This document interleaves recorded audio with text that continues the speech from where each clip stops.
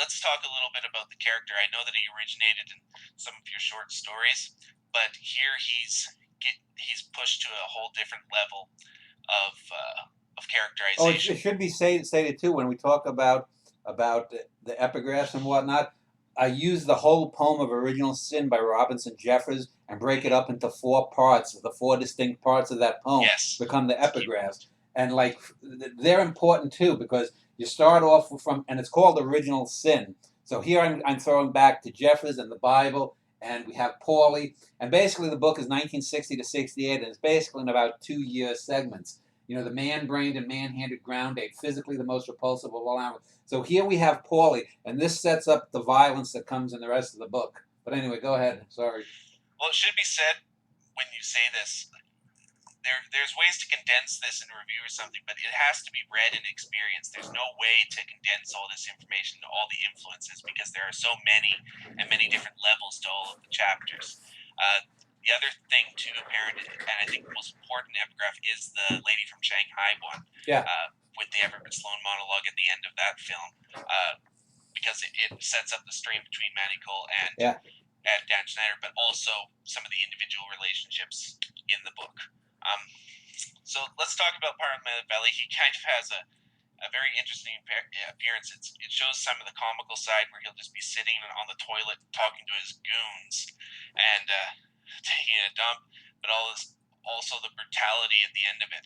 And there's little phrasings like allusions to the Great War and everything that only kind of manifest in their grandiosity later on.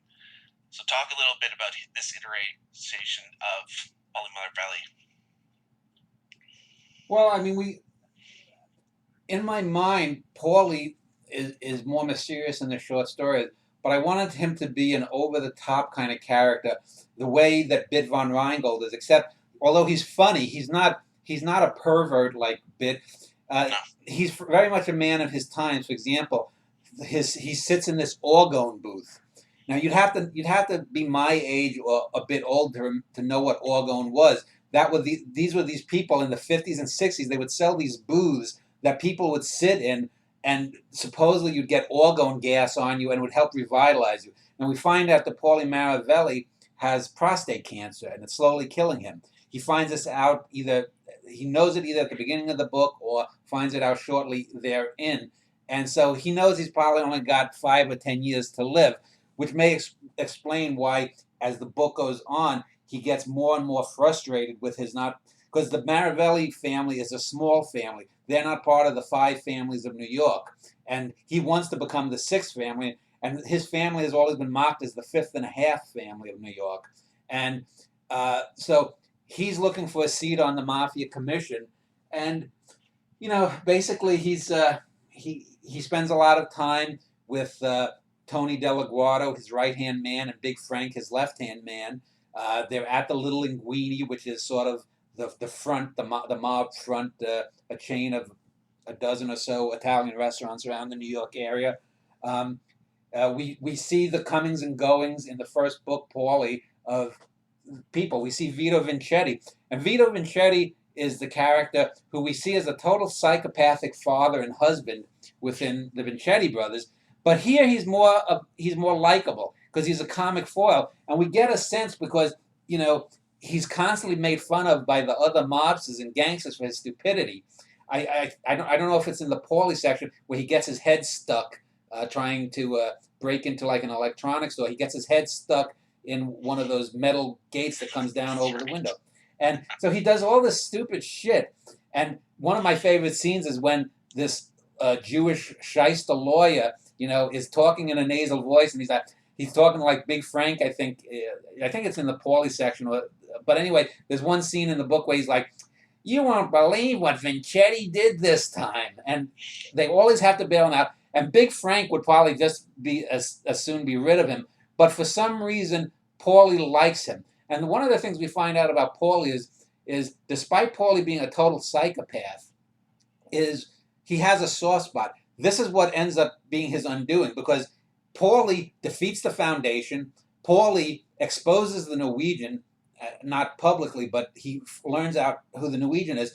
But his one big mistake is that he trusts Big Frank. as a son.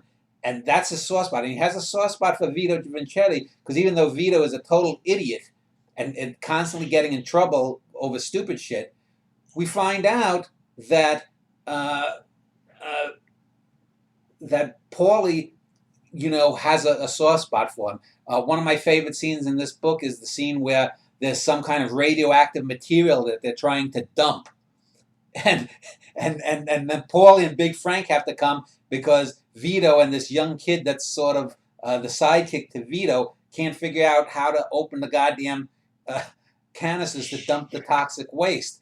And so there are a lot of things that play out in the book overall. With Vito, one of the key scenes of not just Vito's characterization, but the whole of the book is the Asteroid Delicious Boy murder, and when he's killed by Paulie Maravelli, you see how he steps over him and is eating at the same time, and he possibly incriminates him and the whole organization by stupidly eating over the corpse. Well, and the funny thing is, Paulie has just shot this kid dead, and that's a scene that people are going to say that I took from Goodfellas, which is not true. I took it from the same source as Goodfellas because this is an old mafia legend about people being hotheads. There are about 3 or 4 major mafia legends that are tried to be passed off in Goodfellas as original that are clearly mafia legends that go back to the 20s and 30s. That shooting of the boy in Goodfellas is one of them. I reused that twice here, and in both times, you get the thing like you said. What's his face? Vito is eating and dumps the crumbs on the corpse, and Paulie, who's just recklessly shot one of his own people dead, starts yelling at Vito to have respect for the dead, and so it's like what the fuck are you doing? This is a dead. This you have to have respect for the dead, and he's just shot him dead less than a minute ago, and Vito's coming in just dropping Ritz crackers or whatever on the corpse. Yeah, there's an even greater scene involving cookies, but we'll talk about that at another time. I want to talk about like the characterization element because of the scope of the book. Sometimes the characterization is literally separated by hundreds of pages, and you'll have to connect them up. For instance, Paulie has some interesting interactions with Jake LaMotta and Frank Sinatra, and those interactions are separated by hundreds of pages, and you get the full scope of their relationship later on.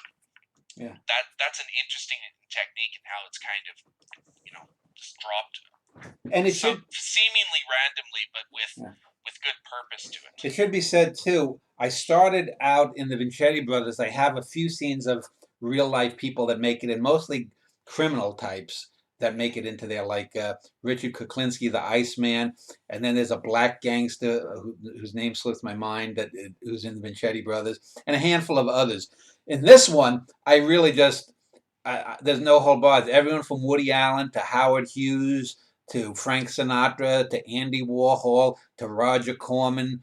I mean, there's probably about 50 or 60 real life celebrities, most of them who are dead now, but that make an appearance. Dorothy Kilgallen, who was a famous journalist who was investigating the JFK assassination, who then mysteriously died herself. And I used that real life thing there.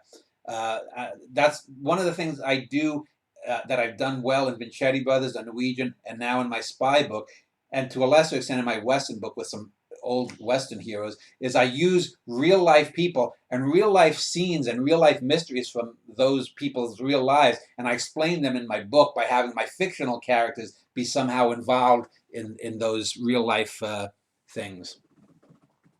Yeah, and the other thing too is that you set up the ambiguity of the celebrities and the assorted public figures. It's kind of like, if you take what happened to Africa thousands of years ago and you kind of fill in the logical gaps. So with Andy Warhol, the veneer of his whole act comes down when he interacts with Bit and a few others. And there's many examples of this. Well, my favorite scene is I think in book 4 where Jim Morrison is singing at a Warhol party or something, and Bit Von Rheingold and Andy Warhol end up fighting, and they end up falling off the stage. And I say it's like the first the first mosh pit incident, even though they didn't know what a mosh pit was back then, as this dwarf and Andy Warhol are beating each other up and being buoyed up by the crowd as Morrison sings. There's also some interesting filmic techniques, since we were speaking about this, that you would think only work in the film, but you use very well in prose.